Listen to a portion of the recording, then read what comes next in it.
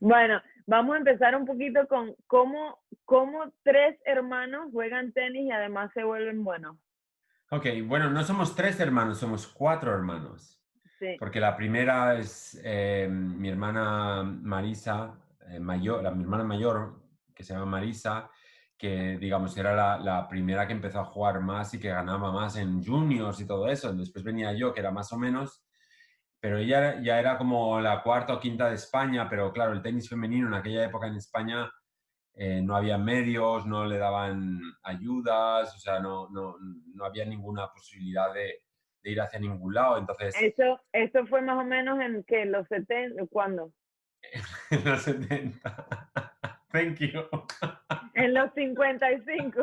No, No, está más o menos por ahí. Yo nací en el 65, pues mi hermana okay. nació en el 64, entonces ella se pone más o menos Nosotros empezamos en un club en Barcelona, en la montaña, porque mis padres empiezan su historia con los clubs de tenis cuando vivíamos en Pamplona. Nosotros vivíamos inicialmente en Pamplona y ahí había el típico club de tenis de toda la vida, pero que era multideporte y que todos íbamos ahí el fin de semana y había piscinas y había campo de fútbol y jugabas a todo menos a tenis, pero se llamaba club Eso. de tenis, ¿no? Y era como un club social, ¿no? Donde la gente iba ahí a pasar el día y bueno, pues mis padres empezaron a jugar a tenis. Y Ah, entonces cuando se mudan o sea, se cambian de ciudad a Barcelona por el trabajo de mi padre, que era ingeniero y había terminado su obra y tal, pues se le mandan ahí a Barcelona y empiezan a buscar clubs de tenis para apuntarse y para socializar, para conocer gente. Y bueno, el club parecido al club de tenis Pamplona era el club de polo, pero el club de polo en Barcelona valía como medio, mm. medio mundo, ¿no? Era Y muy eso, caro. y no ha cambiado eso, ¿eh? Ajá. Era súper caro, ¿no? Entonces, para hacerse socio, entonces mis padres no tenían la capacidad económica, ya tenían tres hijos y estaban llegando a Arancha, porque Arancha fue concebida en Pamplona, pero llegaron a Barcelona. Y entonces encontraron este club que se llamaba, en aquella época se llamaba Club de Tenis Pedralbes, que estaba en la montaña, que después cambió al Club de Tenis Ciudad Diagonal. Y se apuntaron a este club porque iba a tener multideportes y iba a tener un montón de oportunidades, pero resulta que al cabo de pocos meses tenían solo 10 pistas de tenis y la casa social y el presidente se largó con todo el dinero de todos los socios y se largó a México y había tenis o tenis. Entonces había montaña y tenis, ¿no? Entonces te podías tirar por la montaña o jugar a tenis. Y ahí mis padres nos apuntaron a la escuela y empezamos a jugar a tenis. Aún así, mi padre siempre tenía este concepto de que quería que hiciésemos mucho deporte. Yo jugaba, hacíamos natación otros días y hacíamos competición de natación, en el colegio hacíamos fútbol. O sea, que yo en ese momento estaba haciendo como tres deportes, ¿no?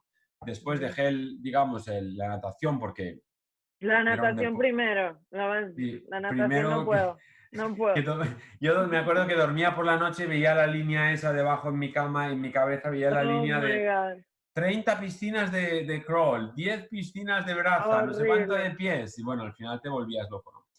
Pero bueno, al final esa etapa, digamos, de la piscina también te hace desarrollar una disciplina, ¿no? Porque la piscina es durísima, o sea, es un Durísimo. deporte extrarrico, ¿no?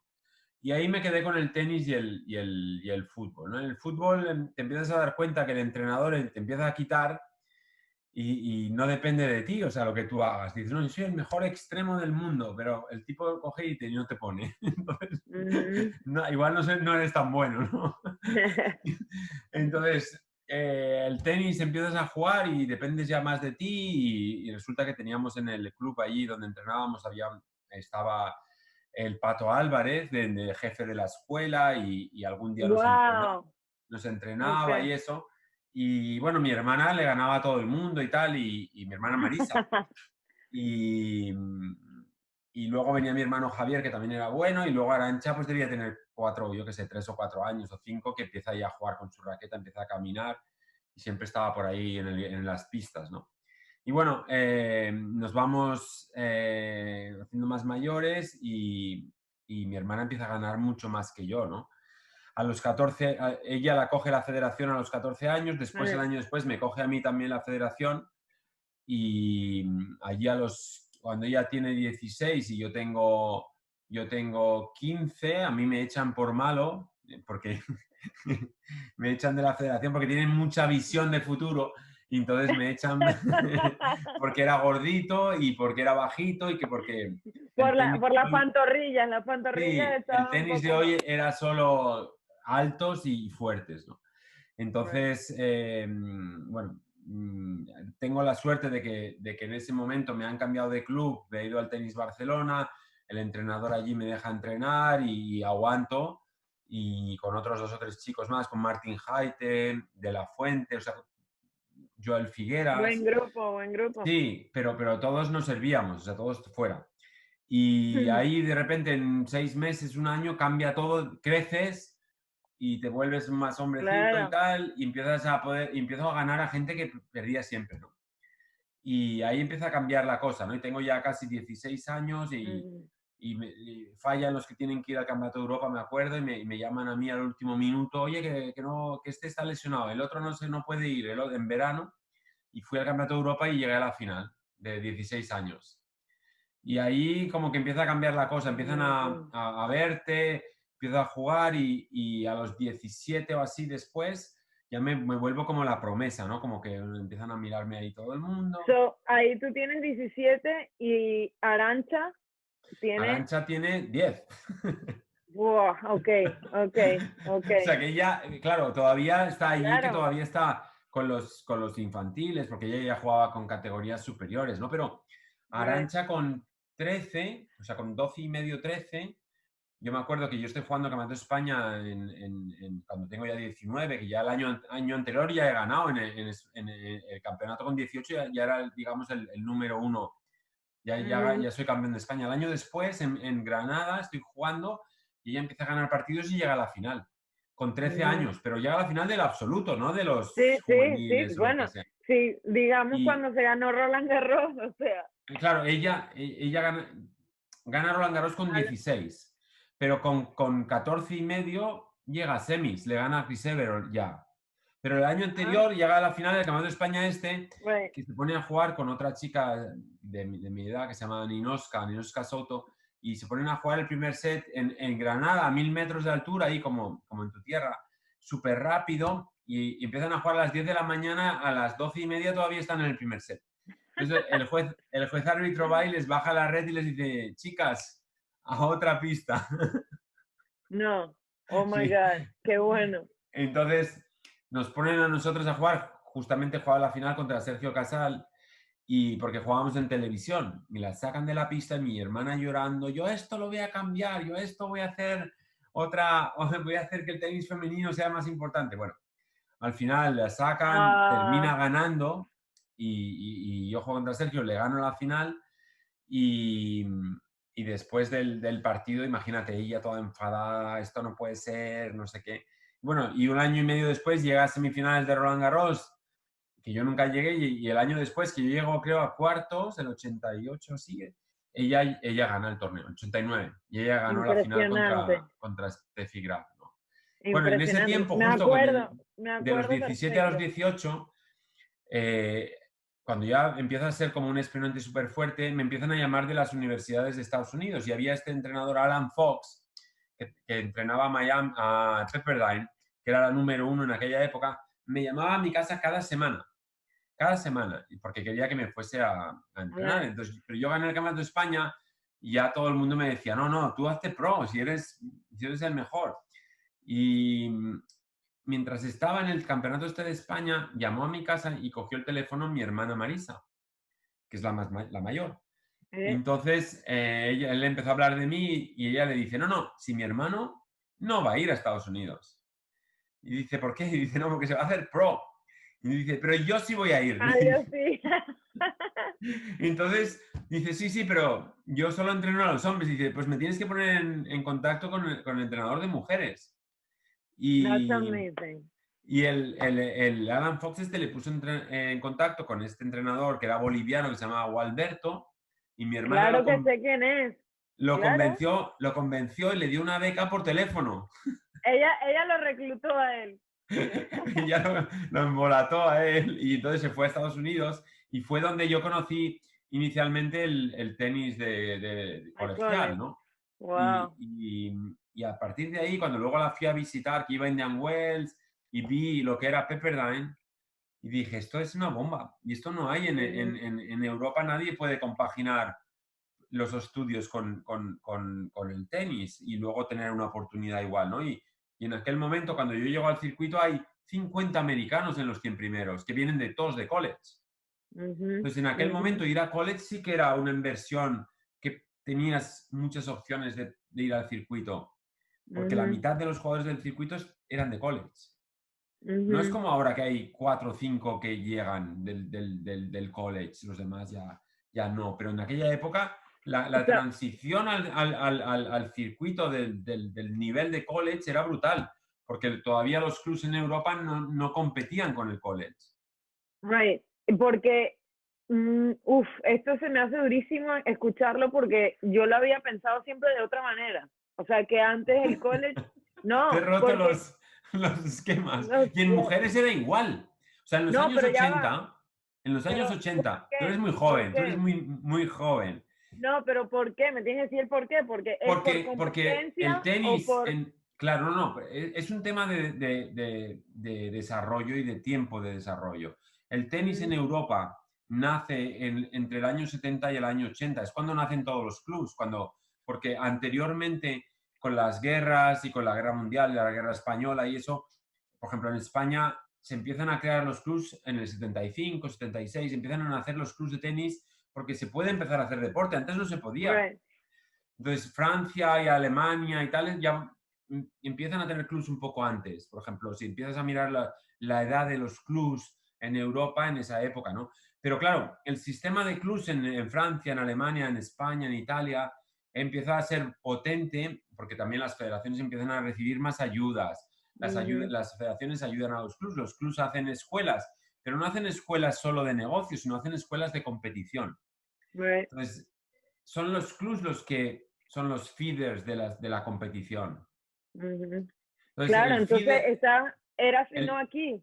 Claro. claro, pero el feeder aquí primero, en la época que yo empiezo a jugar en el circuito, en el año 84, todos los torneos que yo juego, pues te vas a Memphis, en el Racket Club de Memphis, te vas a Nueva York, en el Forest Hills, te vas a North Conway, en el club, todos los torneos eran en clubs.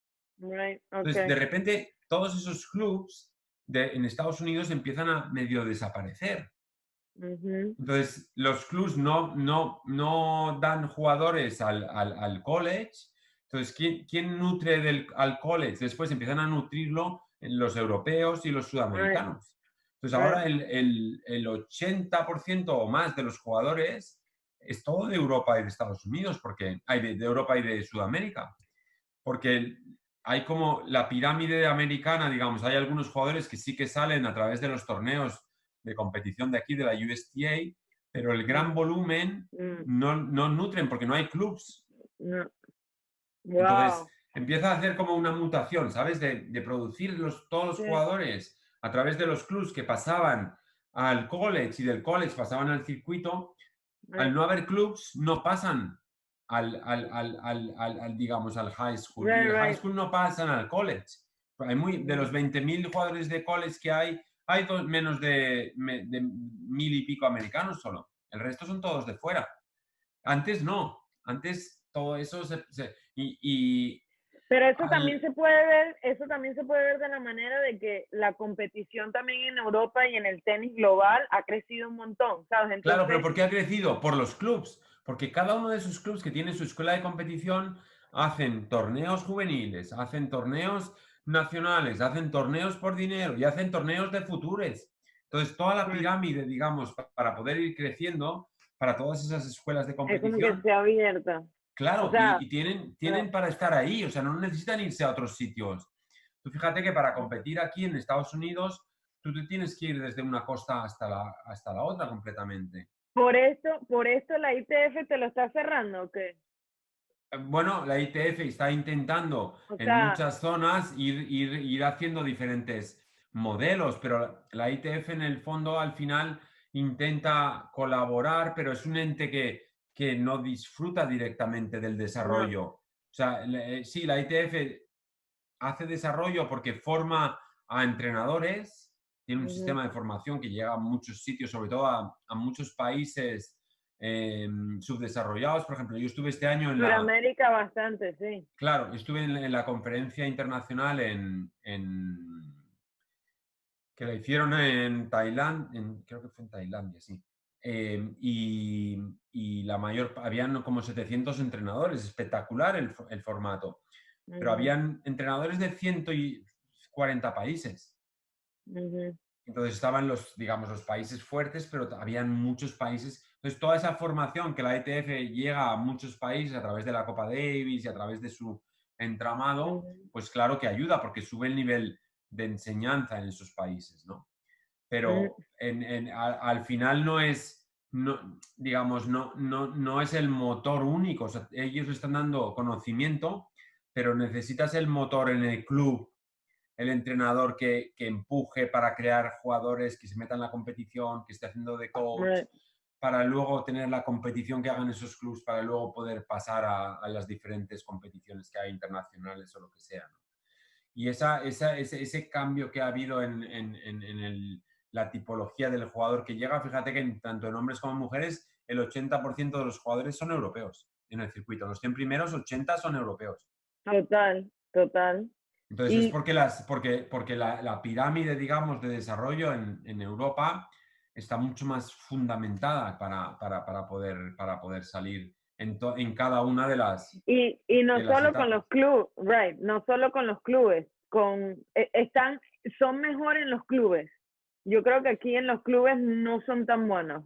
Claro, o sea, porque Aquí mejor, bueno, no mejor, aquí lo que mejor tienen es la federación, o sea, la federación, right? O sea, sí, en pero el, todos los países, los que más dinero tienen mejor federación porque tienen más recursos. O sea, los ingleses tienen buena federación, los italianos ahora que están consiguiendo, por right, ejemplo, tienen un canal de televisión, están teniendo muy buenos resultados porque tienen mucho más medios. Por ejemplo, España, yo siempre pongo este ejemplo en deporte, ¿cuándo empieza a ir bien?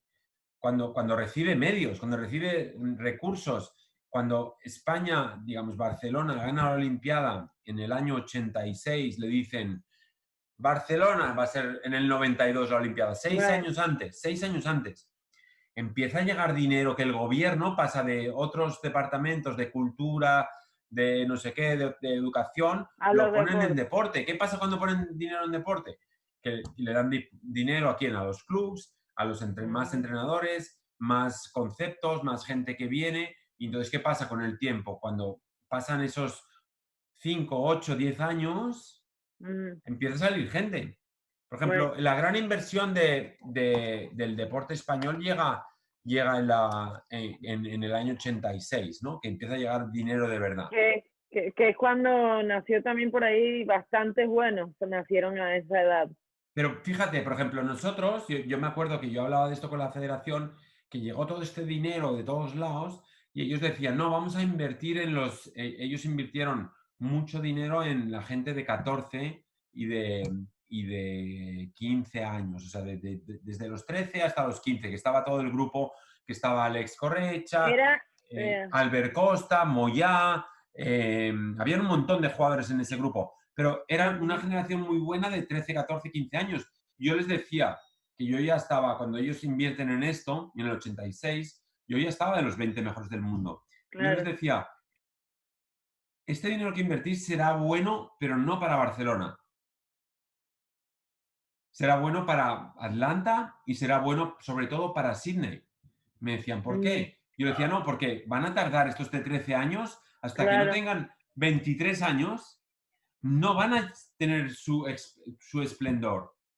Mm, Y luego fue cuando Correcha y Costa ganan la medalla en Sydney en mm, el 94, cuando, ¿sabes? O sea, que la gente dice, no, hoy llego a un cargo, tú llegas a un cargo y voy a invertir y voy a conseguir resultados en 2 años. No, es imposible, no, no. porque necesitas mucho más tiempo para crear ese nivel y ese buzz para poder aprovecharlo, para poder llegar arriba, ¿no? Y los españoles lo supieron aprovechar bastante bien, con la base que obviamente también tienen de entreno, pero cuando pasó ese boom de ese momento, ahí ya después de esa categoría y de esto empezaron los demás de abajo, que también era un poco de mi edad, la de Nadal, o sea, esta edad que el grupito de niñas también era bueno, o sea, Claro, pero pero fíjate que, por ejemplo, yo hubo estaba un haciendo unos quiebre. datos para mejorar la presentación que voy a hacer en los cursos del fin de semana de los coaches. Yo siempre pongo mucha data de momentos y explico todo esto que te estoy explicando a ti de la transición desde los años 80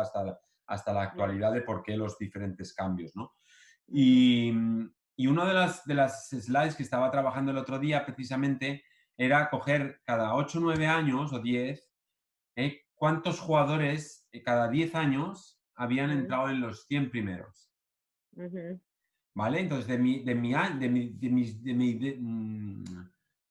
década, digamos, de, sí, de los años 80 o así, entre Sergio, Aguilera, tal, o sea, fuimos 10 que entramos, o sea, digamos, la primera generación de la democracia, de los ujú, años, digamos, de los 80 a los 90, 10 jugadores entramos en los 100 primeros, ¿vale? De ujú. los 90, digamos que sería la época de mi hermana, de Sergi Con, Bruguera, de, Conchita, ¿no? de Conchita, de Conchita, todas esos 10 años, llegan, estoy hablando de momentos solo de hombres, pero ok. llegan a los 100 primeros 20, el doble. O sea, Wow. eso significa que de algo que se estaba haciendo se Ujú, empieza a replicar, ¿no? Y porque no todos llegan 10 años. Fíjate que hay mm, jugadores que tienen 3 años o 2 años, llegan, se salen, otros que están 7, otros que están right, como 12, los que aguantamos mucho tenemos mucha suerte.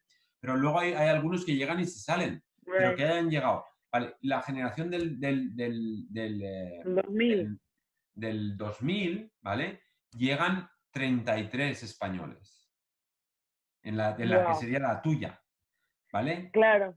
Entonces, claro, pero empiezas a ver la lista y es innumerable el número de gente, es increíble. Claro, 33 en los 100 primeros durante 10 años significa que ha habido claro, España ha sido el número Desde uno hace tiempo en igual, o absoluto, sea, claro. claro. Y ahí aún no está del todo. Rafa está porque llega a los 16 años, a los 100 primeros, pero si no estaría, digamos, en la siguiente, ¿no?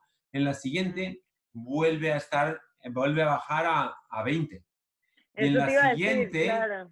ahora hay 10 o 9, ¿entiendes? Entonces ha habido como esta pirámide Mm, de desarrollo, que por suerte aún los que ya llegaron en el 2000 o así, aún siguen como Feliciano, que tiene 39, como Andújar sigue ahí también. Andújar, Verdasco, o sea, un montón de Mm. jugadores que siguen estando allí y que se han mantenido en el tiempo. Entonces tenemos un grupo mayor, pero la Pero realidad los es que jóvenes ahora, jugadores nuevos han vuelto a llegar menos. ¿Entiendes? sí. Entonces ahora está en ese momento pues que por diferentes circunstancias, pues a lo mejor los clubs no están poniendo tanta gente. Igual pues después se ha juntado con que ahora cuesta más llegar. El jugador español es un jugador Mm, más que le cuesta más madurar, ¿sabes? Que tarda, sí. pues fíjate, en Bautista, Ramos, Carreño, La cultura española también, o claro, sea, pero han de que, llegado, han llegado a estar allí arriba más tarde. O right. sea, Bautista llega con 24 años y había sido súper buen junior, pero luego le cuesta. Entonces, esa transición, por ejemplo, ahora está estos jugadores Zapata, hay un montón de ellos que juegan bien, pero no han terminado de meterse del todo. Ujú. Entonces, están ahí en la batalla porque ahora todavía cuesta más, porque es más difícil el, Mira, el meterse Y, todavía y arriba, ¿no? ahora, y ahora con la situación de España va a ser un poco, o sea, como país. Bueno, pero yo ahí discrepo, Ok, porque no sé, te estoy preguntando más que todo, pero sí, no, pero digo yo creo que para deporte y alta competición, no sé cómo lo ves tú, pero tú haces lo que haces porque una de las cosas que si te miras adentro, por lo menos para mí, que siempre pongo como ejemplo, para poder llegar a algo, una de las claves fundamentales es el hambre. mm, No el hambre de que tener hambre de comer, que no te lo también, comas todo, no. pero es el hambre de llegar, ¿no? De ponerte una meta y de hacer lo que tienes que hacer, de trabajar las horas que tienes que trabajar, de poner el esfuerzo, ¿sabes? Para poder llegar, ¿no? Entonces, el jugador español siempre ha sido un jugador que ha sido más trabajador que los demás. O sea, el que siempre está más tiempo en el club, que juega más rato, que limpia el juego, que está más rato en el gimnasio. O sea, que ha sido un jugador que ha tenido más hambre de trabajo, de llegar y de sustituir a lo mejor no tener tantas armas para poder llegar, ¿no? Entonces, Pues, en España yo considero que toda esta etapa última de tener menos gente, yo me acuerdo en el capaz 2000, los levanta, capaz te da un poco de, claro, en sí, el 2016 yo escribí un artículo que estábamos yendo para abajo y porque estábamos teniendo menos gente y lo correlacionaba un poco con eso, ¿no? Con la tipología de la educación, de los valores naturales que te vienen a través del hambre, ¿no? Del querer, ¿no? Y del luchar.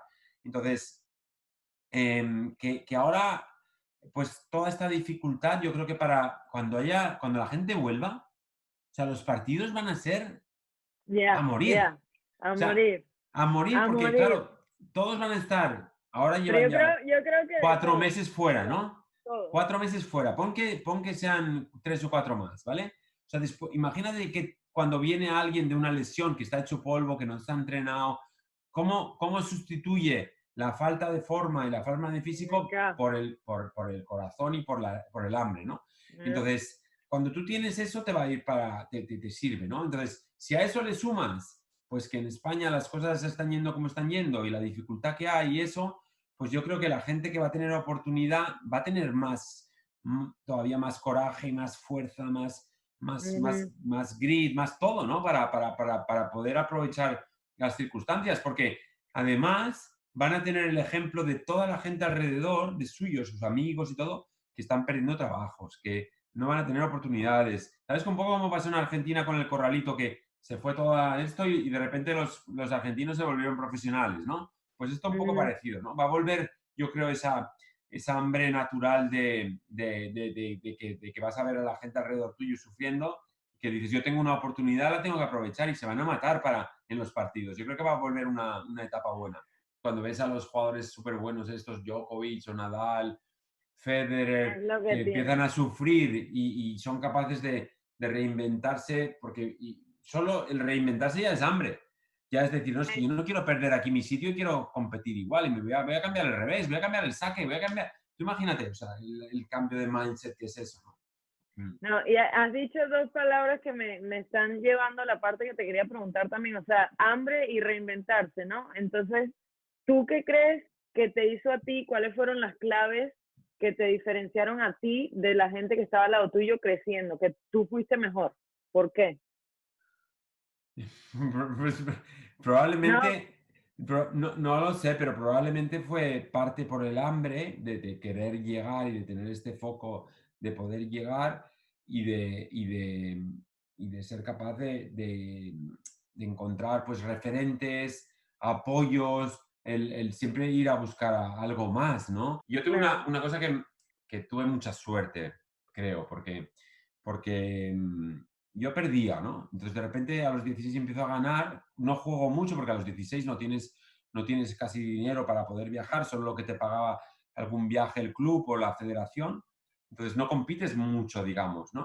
Pero entonces Ujú. pasé de perder así, sin competir mucho, y de repente juego un poco y Y gana. empiezo a ganar, ¿no? Y me voy a jugar un satélite y en el primer satélite gano un torneo, que eran el satélite en aquella época eran 5 torneos. Después, ese año me voy a jugar en el Orange Bowl y llego a la final. Entonces, después, en la primavera, porque la Orange Bowl es en diciembre, me voy a Sudamérica, a Brasil, y voy a jugar un satélite otra vez y gano el Masters. ¿Vale? Mm, Entonces, pero claro, si ganas un torneo de estos es que ya tienes un poco de nivel, ¿sabes? Como si ahora ganas un Future. Los que juegan los claro. Futures, y yo he tenido aquí 2 o 3 Futures el año pasado, juegan igual que los pros. O como en college, juegan igual que los pros. Lo único que cuentan peor, hacen más fallos, pero juegan igual.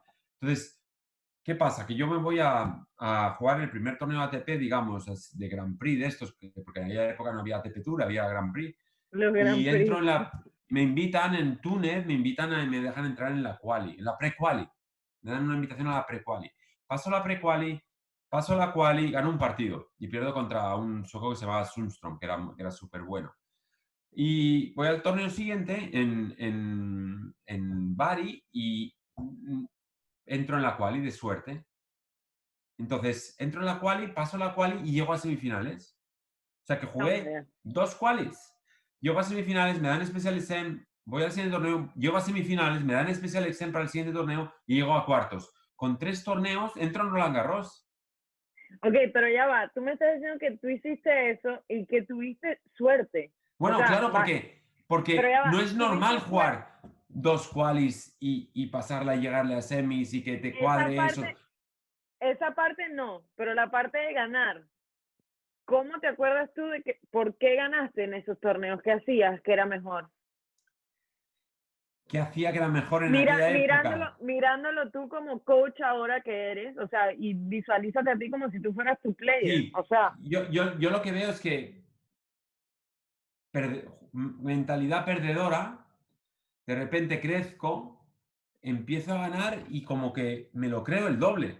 O sea, right, paso de decir, "Oh, es que yo era, o sea, yo era era un chuleta espectacular, o sea, pero pasar de perder, que debía tener, o sea, que me pensaba que era campeón del mundo yo, ¿sabes? Y afrontaba cualquier partido como campeón del mundo. Yo en uno de esos mm, satélites me pasó una anécdota muy graciosa que estaba jugando un partido y me quedo sin raquetas, ¿vale? En el primer set. Y pierdo el set, ¿ok?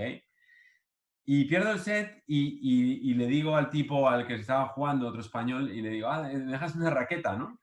Y me deja la raqueta. Y empiezo a jugar con su raqueta, que era, eran diferentes, muy diferentes, ¿o sí, no? otra raqueta, da igual. Y le empiezo a ganar con su raqueta, ¿no? Y entonces le gano el segundo set y me dice, dame Oh mi my God. raqueta, dame mi raqueta. Y entonces yo le digo, pero no me vas a dejar, que no tengo raquetas. Y le digo al público, porque era un satélite de estos, ¿quién me deja una Qué raqueta me- en un club? En Eso, un qué club. bueno. Y entonces un tipo del público se va a la taquilla, ahí al locker, y me trae una raqueta, pero que no, o sea, no sé lo que era. Y le gané al tipo. O sea, yo en mi cabeza daba igual con lo que jugaba, cómo jugaba. O sea, y aparte la rabia de que me había quitado la raqueta, ¿no? Porque a lo mejor jugaba con su Claro, raqueta y perdía luego, ¿no? Pero yo creo que me tocó tanto la moral, el que me quitase la raqueta, que ahí no fallaba una más. Yo ya las metía todas, ¿no? Entonces yo creo pero, que eso es una cosa que tú vas viendo y que no tienes freno, ¿sabes? Como que no tienes miedo a perder, solo estás buscando la victoria, ¿no? ganar, ganar. Sí, O sí, sea, o sea, es lo tienes mismo ganas de que te ganar. alimenta, ¿no? Que te alimenta y que te vas alimentando tú en tú mismo. Y ahí, o sea, yo la verdad es que era bastante arrogante, porque era así como agrandado y tal, pero tenía mucha hambre. Mm, Entonces, aceptaba mucho la frustración de perder mm. puntos y de perder sets. O sea que en mi forma de ser, o sea, si tú me ganabas puntos, o sea, vale, tú me ganas una, yo te voy a meter mucho mejor. Right. ¿Sabes? En vez Que de no pensar, importaba, no, no importaba el perder porque yo tengo tantas ganas de ganar que es que yo te voy a ganar el siguiente. O sea, claro, y claro. si luego además a eso le juntas, pues que eras estable, que eras pesado, que corrías todas, Físico, que no tal, dabas una sí. por perdida, no sé qué, pues el formato se volvía Muy bueno bueno. para tu lado, ¿no? Y la vida es como tú eres realmente, que yo dentro, o sea, tenía que darlo todo sí o sí, y otra cosa es como tú te muestras, ¿no? Porque yo me muestro como yo quiero. Claro. Entonces, y esa es una batalla también que le pasa mucho a los jugadores, ¿no? Entonces, hay jugadores que se quieren, por ejemplo, cuando entrenas así gente muy joven, con el tipo de educación que se hace hoy, que los chicos jóvenes pues tienen prácticamente, o sea, no tienen ese instinto del hambre desarrollado tanto como antes, que Mm, no teníamos nada antes. O sea, mm, solo mm. jugabas a tenis o tenis, o sea, no podías hacer otra cosa. Entonces, te ibas al cine una vez al mes y te cambiaban la ropa una vez, yo le daba la ropa de mi hermana mayor, o sea, entonces, Ujú. claro, o sea, tenías ese instinto de decir, no, es que yo quiero, y también ayudabas, ¿no? Y te ponías y dabas una clase, hacías lo que fuese para tener un poco de autonomía, de libertad, ¿no? Y eso hoy cuesta mucho, ¿no? Entonces, yo lo que me cuesta mucho con toda la gente joven siempre es que Mm, incluso en el circuito mm, es el poco margen de aceptar la frustración de fallar mm. puntos o de que el otro te gane puntos, ¿no? Entonces, cuando el otro te gana puntos, son todo, no, el viento, la lluvia, la línea, es que la ha pegado fatal y me la gana. O sea, nunca es aceptar, coño, este tío juega un huevo, ¿sabes? Y tengo que hacerlo mejor y, o sea, hay muy poca esa punta, ¿no? ¿Y tú, de dónde crees que te vino a ti esto? ¿De cómo eras tú, personalidad, o te vino de tus padres, te vino de algún lado, de tus Como- coaches? Bueno, fue un conjunto, pero principalmente lo que recibes en casa, yo creo que al final es lo que tú te empapas, ¿no? Es lo que dices, bueno, es que hasta que luego no te vuelves mayor no te das cuenta, no, es que yo esto lo hago así también por eso, Ujú, ¿no? Si, ujú, si digamos, los valores básicos que he recibido en casa, mi madre hija de militar, mi padre hijo de ferroviario, o sea, que estudió con becas, se sacó ingeniería, ¿sabes? O sea, de no tener ya, nada y de tener right, que siempre inculcarte el sufrir. O sea, yo me acuerdo que cuando estaba con mis padres, mi madre nos venía a buscar, éramos 4 hermanos, yo no he llegado tarde nunca a un entreno, ni he dejado de ir a un entreno nunca, aunque lloviese o no lloviese, yo estaba ahí. Entonces, todo eso te viene de esa etapa. Después, tuve la fortuna también de encontrarme con un entrenador más pesado todavía con la disciplina y con el entrenar y con el estar ahí, que todavía pues lo potencias todavía más y lo desarrollas más, ¿no? Entonces después, pues bueno, pues con Sergio, con mi hermano, con los que estábamos viajando con ese entrenador, al final pues empezamos a trabajar juntos después de jugar y hacemos una academia y ¿qué enseñamos? Eso, si es lo que hemos aprendido, ¿no? Porque digo, no, nosotros ahora aquí pues ponemos, ¿no? Por ejemplo, ahora últimamente, pues respeto, trabajo duro, disciplina, ujú, esfuerzo, o sea, los valores que nosotros traspasamos o que tratamos de traspasar a través de nuestros ya, entrenadores son esos, pero si tiras para atrás y empiezas a escarbar, es una cosa que te sale automática porque lo has recibido tú, ¿no? Desde la base, ¿no? Y desde los inicios. total, Mm. total. ¿Y cómo, para la academia, al principio, cuál fue la mayor inspiración que tú tuviste para decir, voy a crear una academia? Cuando empecé a viajar y vi que en Estados Unidos tenían estas academias, tenían estas universidades y todo el mundo compaginaba los estudios con el tenis, yo dije, no, esto lo tenemos que ofrecer allí. Y Claro, más o fue una menos manera empezó de, con, de- de- de quedarte en tenis, ¿no? De quedarte claro, haciendo algo que no hacía nadie en Europa y que lo podías hacer tú, ¿no? ujú, Entonces, pues bueno, visitando, viendo los sitios, también hice un estudio del mercado, de los precios, de lo que se cobraba normalmente, porque nosotros desde un principio, o sea, cobrábamos una cantidad que me acuerdo perfectamente en aquella época, que cobraban en todos lados en España, que eran 100.000 pesetas, ¿vale? 100.000 pesetas por entrenar todo un mes, ¿no? Entonces empecé a mirar todo el mercado en Estados Unidos, empecé a ver lo que ellos daban en Estados Unidos, en IMG, en Saddlebrook, en todos los diferentes precios, que se portaron muy bien porque me enseñaron un poco todo, ¿no? Yo dije, no, Ah, no, qué esto, bien. esto es... Y una de las cosas que aprendí en ese viaje a Estados Unidos es que, y que me abrieron las puertas y me enseñaron todo lo que hacían, es que yo también tenía que hacer lo mismo. Y a través de ese viaje fue cuando empecé también a hacer cursos de entrenadores y a enseñar al resto de gente que también tuviesen como un camino, una oportunidad también dentro de nuestra academia para desarrollarse y luego poder hacer otras cosas en el tenis, ¿no? Porque cuanto Claro, más gente haya, es mejor para, mejor. para, para la industria y para todos, ¿no?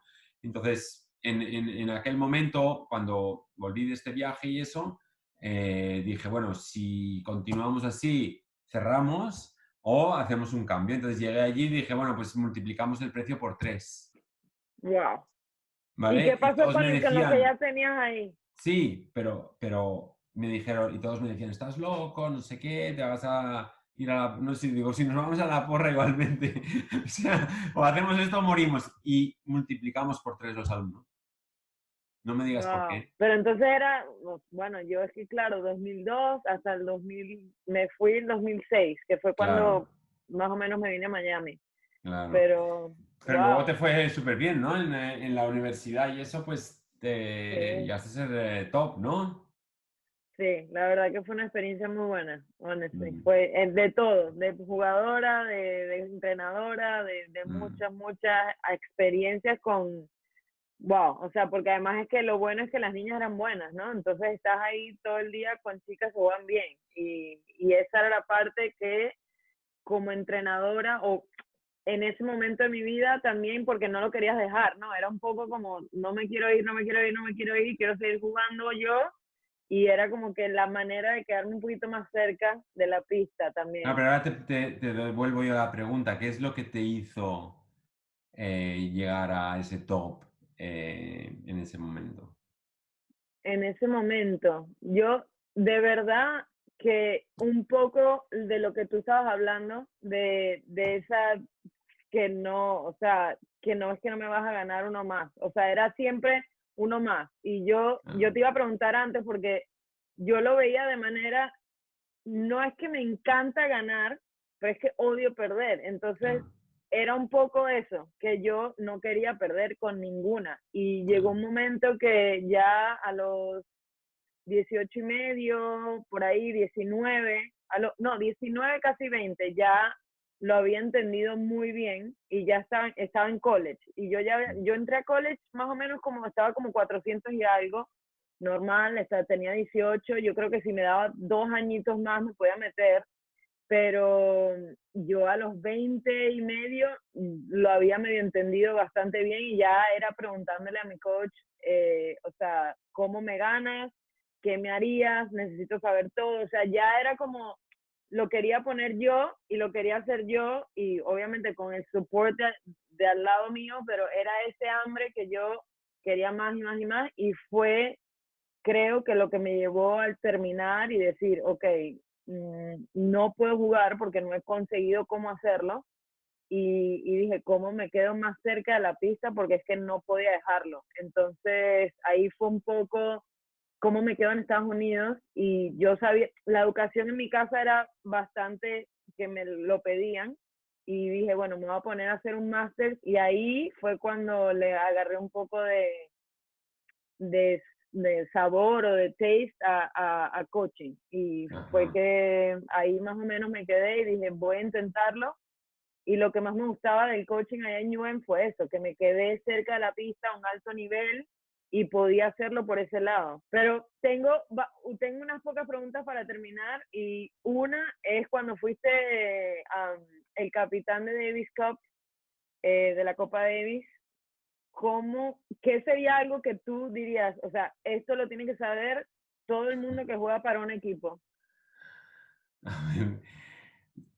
Mm, Yo creo mucho en al haber vivido esa experiencia de responsable, digamos, del grupo, ¿no? Del equipo. Considero que todo es para poder crear un estado de competición perfecto, digamos, tienes que en un equipo no eres tú solo, ¿sabes? O sea, Nadal sabe perfectamente que tiene su equipo, ¿vale? Y el equipo tiene que estar al mismo nivel que él todo el tiempo, ¿no? Pero una unidad, es un individuo, ¿no? Cuando estás además en un equipo, pues es todos los otros miembros del equipo, más el staff, más todo el público que está a favor, que está contigo, ¿no?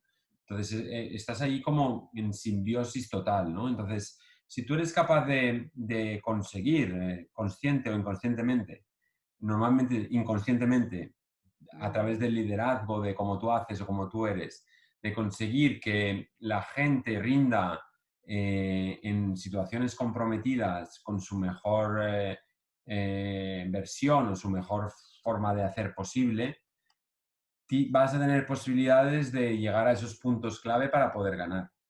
Luego puedes perder, No, porque y no es luego... fácil No, no, es ser Nadal y poder tener eso para llegar que tu equipo llegue no a tu nivel, pero que lo haga como tú, sí, pero en la cuando Nadal situación. está en un equipo, que está en un equipo y es un miembro más de un equipo, él también tiene que meterse en esa dinámica. Entonces tú tienes que ser lo suficientemente, Maduro también. sí, listo y empático para que él dé lo mejor también, ¿no? Ujú, Él lo va a dar porque ya lo hace siempre, pero claro. aún así, en situaciones Más. comprometidas, si no está metido y tal, pues igual no te viene o igual no tiene un dolor, ¿no? ¿Sabes? Ujú. Entonces, has de llegar, los jugadores te van a poner en esas situaciones en según qué momentos, porque el jugador cuando se siente un poco mal, pues, pues esto No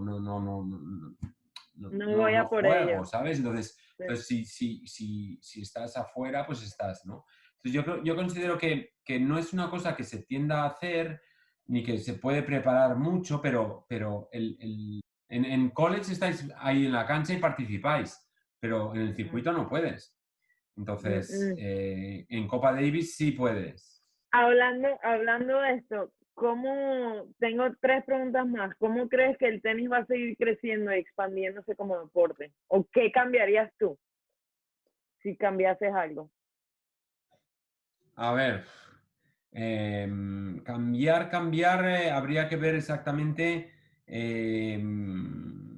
a quién le interesa el tenis, ¿no? Y entonces, dependiendo a quién le interese el tenis y eso, pues hacer un estudio de verdad para ver cómo se puede acontentar a esos y a otros, ¿no? Porque al final el tenis siempre ha sido un deporte muy estable, ¿vale? No tiene estos altibajos Ujú. de modas y tal, sino que más o menos siempre está en el mismo sitio, pero está claro que últimamente pues ha tenido la suerte de que ha podido volver a producir recursos, muchos recursos más nuevos, al, al haber bajado, digamos, las audiencias, pero ha subido la audiencia, digamos, que invierte dinero y con todo el tema este de las apuestas y eso, gracias dices, bueno, las apuestas van en contra de los jugadores porque a lo mejor alguno pues puede hacer trapicheos y eso, pero el tenis, gracias al mundo de las apuestas,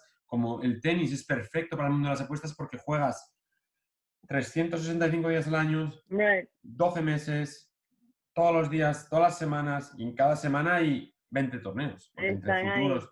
Entonces, claro, da mucha oportunidad. Si tú te fijas en fútbol, claro, en fútbol los domingos en todo el mundo hay 50 ligas. O el Ujú. miércoles a lo mejor con las copas de Libertadores de Europa, pero claro, el tenis tienes partidos desde las 7 de la mañana o 10 de la mañana hasta las 7 de la noche. En todos los Entonces, continentes, todo el por eso me tiempo. estás diciendo que a ver a quién, cómo pensamos, a ver, cómo lo cambiamos, a quién le conviene. Por eso me estás Claro. hablando de esto. Le conviene porque hay que rehacer como está hecho. Porque Yes. si la atención viene por ahí y el tipo de público que lo ve y todo eso, pues hay que tratar de volver a unirse. Para mí, una de las cosas que he visto también en toda esta etapa, que yo siempre decía, o sea, yo lo que no concibo es que tengamos 4 o 5 instituciones gobernando el mundo del tenis. Ujú, Entonces, los dos primeros que se deberían juntar serían la ATP y la WTA, los jugadores y las jugadoras, y ujú. ellos, en parte, pues negociar con los torneos, con la ITF, con todos esos organismos importantes, para ver que esa repartición sea mucho más ecuánime para poder llegar a mucha más gente, porque siempre se ha Y luchado los mucho. sponsors y la gente, Claro, o yo sea, para en que... los años 90 fui director del CONSI y no tenía esta visión de ahora de ver que luchamos mucho para subir premios y tal, pero siempre para el mismo La grupo de misma gente. gente, el mismo Pero claro, había grupo. mucho menos dinero. O sea, Ujú. no había para repartir más. En cambio, ahora Ahora lo puedes buscar y va a claro, estar ahí. o sea, las posibilidades son ilimitadas por lo que se está moviendo, que no sabemos exactamente lo que se mueve detrás de todo eso, ¿no? Algunos sí lo saben, ¿no? Pero creo que sería el momento de volverlo a lo mejor pues a A reinventarse mirar, a reinventar. y a cambiar también a lo mejor la forma de repartir también el prize money y de hacer cosas nuevas, ¿no? Porque yo creo que una de las cosas buenas del COVID sería precisamente esa, porque se va a llegar si dura mucho, se va a llegar a un punto que se va a tener que empezar de cero. Y ya dicen que Ujú. pues muchas organizaciones no van a subsistir o no vamos a subsistir, otros a lo mejor sí, ¿sabes? En muchos colleges dicen universidades a lo mejor que no van a poder subsistir si no hay fútbol. O sea, que va a haber muchos momentos que la gente va a tener que cambiar el mindset de lo que hay, Yeah. ¿no? Entonces, en el circuito verdaderamente qué es lo que se va a quedar y qué es lo que no, y cómo Ujú. se va a quedar y cómo no, ¿no? Sí, Entonces, si ahora de repente pues se corta y mal, pues yo creo que se volverá un poco a la misma dinámica, pero si esto durase más, pues será duro porque se va... Y cuando llegas al fondo, por ejemplo, cuando nosotros llegamos al fondo con lo de la academia, que ya no podíamos más, el reinventarnos nos sirvió para poder seguir, ¿no? Entonces ahora si llegamos al fondo y tenemos que reinventarnos, pues a lo mejor pues tenemos que cambiar lo que ofrecemos o tenemos que hacerlo diferente o lo que sea, ¿no? Yo creo que todo el porque mundo va a tener que hacer un mindset nuevo de cómo va a tener que hacer las cosas y si se dedica más a una cosa o a otra, ¿no? Entonces, pero todo el mundo, la ventaja es que todo el mundo va a empezar de muy abajo. O sea, no hay sí, ahora ya estatus. Todo el mundo va a right. empezar igual. Entonces, el que ofrezca lo que el público quiere va a tener más opciones de poder ir mejor, ¿no? Ujú. Y creo que el tenis ahora está en ese momento que todavía tenemos en el masculino, tenemos estos mega jugadores que tiran fuerte y creo que en el femenino pues se podría conjuntar a lo mejor pues una generación más joven nueva que si logra estar un poco más de tiempo, si se juntasen, podrían empujar a hacer cosas diferentes. Al final hay que unificar más, hacer un mejor calendario y empezar desde cero, ¿no? Y crear la atención otra vez que el tenis ha tenido, porque el tenis Co- sigue siendo bastante flat, ¿no? El tenis sigue manteniendo una línea, digamos. Sí, no es como que, no es decir que el quinto set o ese formato haya dado, o sea, que haya causado nada negativo en realidad. No O es sea, una moda, no es una moda el tenis. El tenis es una forma, digamos, es una forma de vida por el it's a número de... lifestyle, it's a Sí, lifestyle claro, pero no es el lifestyle para los que juegan, pero también es el lifestyle de los que están para ahí el en tu fan club, también, los que ¿sí? vienen a mi club, los que quieren jugar los partidos. O sea, este Ujú. way of life es todo de gente ya que salieron de la etapa nuestra, nacidos en los años 70, en los años 80, o en los 60, como yo, o por ahí. Pero son gente que ha nacido en la etapa, digamos, de esplendor del tenis y que se ha quedado esta Total, pasión, ¿no? Entonces yo sí. creo que si tú encuentras fórmulas para llegarle a otras generaciones más de millennials de tu edad, de más jóvenes y tal, para que lleguen a conseguir esta way of life, Y esta esta tradición del tenis, tradición, sí. entonces seguro que te va a ir súper bien. Everything we have done now, we've been talking here for an hour and a half, is already past. Is there, no? And it was great because I enjoy it. I hope that you enjoy it also. But we cannot change the past. We already lived this past and we enjoy it, and we were very, very, very Passionate close about it, here, yeah. very passionate, you know. But is there, no? So and then from now on, it's past. It's what we are. So today I had incredible conversation with Laura, and she's such a good energy and so on. No? But if we like, let's say that we didn't have good energy and was no good, you know. So or like you are very very energized and I'm not saying anything, and then you Yeah. are there trying to pull me something, you know. So everything we have done, it will never change. The only thing can change is from this moment, what I can say from now on. So if you have that mentality and you keep going, you're gonna take out from me what you expect to take out from me, even if I am Mhm, not willing to give you that. So mhm. and that in tennis is key, because if any moment in tennis you're gonna lose so many points, and when you lose so many points and then you stay on those points, you're gonna lose many more points. If you are capable of, if you lose a point, you arrive to that next point without thinking on the prior point, you're gonna be able to give your best. And And create that, anything you yeah, want. and you're gonna remember, maybe I use my forehand, or maybe I run and I make her play because she's putting me everywhere. I'm gonna, instead of putting it in the net, I'm gonna try to make her volley low, or like what you are saying, I'm gonna play high, you know, like, so you're gonna think on the next point, and that's what you can change. So from now on, it's up to you to change the future, Mm, but the past you cannot change. You can make mistakes, you can be what you are due to those mistakes, because the mistakes are the experience that you have. but mhm. but the future, I think, is very important. And going back to what I was telling you, and with this presentation that I was working to put new things. And there is this statistic with that they came out a few weeks ago with this. I think I posted somewhere, and it's the last 10 years, the number of points that the number one in the world finished the year. I think I saw it. Yeah, so every number one in the world the last 10 years win 55-56% of his points. I saw it. It. So imagine, so if the number one, the best of the best, wins only 55% of the shots, means that he loses 45%. Yeah. So imagine the mindset about what we are talking about, forgetting the past. Okay, some of those points, if you are the best in the world, you win 55%, I win 45. Maybe I win some points, maybe you lose some points. But your mindset, losing so many points and keep being the best is incredible.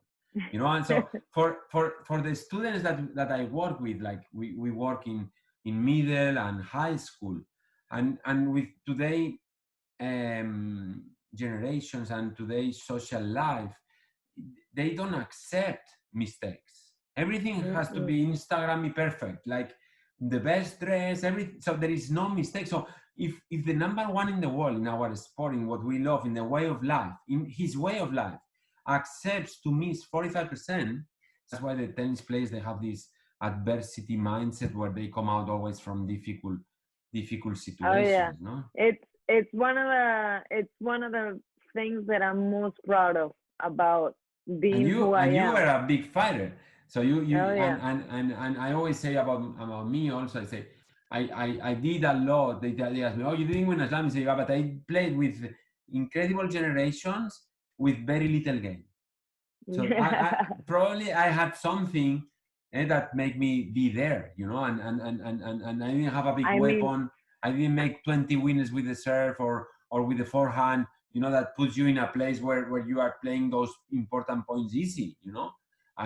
But everything that you've done from the moment that you were a player to now, it's incredible. I mean, you can even, it's the story of reinvention also belongs to you. I mean, are you kidding me? I don't know. I try and yes, for sure. 100%. But it's very, very important that you have that mindset, no? And now that I'm more with younger players and with kids than before, because when I was in Barcelona, you remember, I was very little on the court. I was almost never there. And then I traveled sometimes with the big players and so, and then with those players, you just work in these things, but in very small detail. But when you work with the younger players, like the 12, 14, so much. And it's all the fundamentals of this. So it's a very, very, very, very big base to be able to work on if we are able to trespass or to give that passion to these players of this way of life. I want you to come one day to talk about your way of life to the academies when you want to go to Europe or here in Naples will be great. Yeah, after this conversation, I want to go to Naples again. It was nice to reconnect with you. Super nice. Again, you've been here for a long time, and I appreciate it. I want to go. We have to hit. I think right now we're like maybe on the same playing field. You want to beat me, Mira, and is there an advice that you would give 16-year-old Emilio? Very short. 16 years old. Well, that's a tough age, but it's an unbelievable age, because normally at 16 you already have your base, you have your fundamentals from what you receive in your education at home and so. But suddenly, for example, myself, I told you at 15 and a half, they fired me from the federation because I was a waste.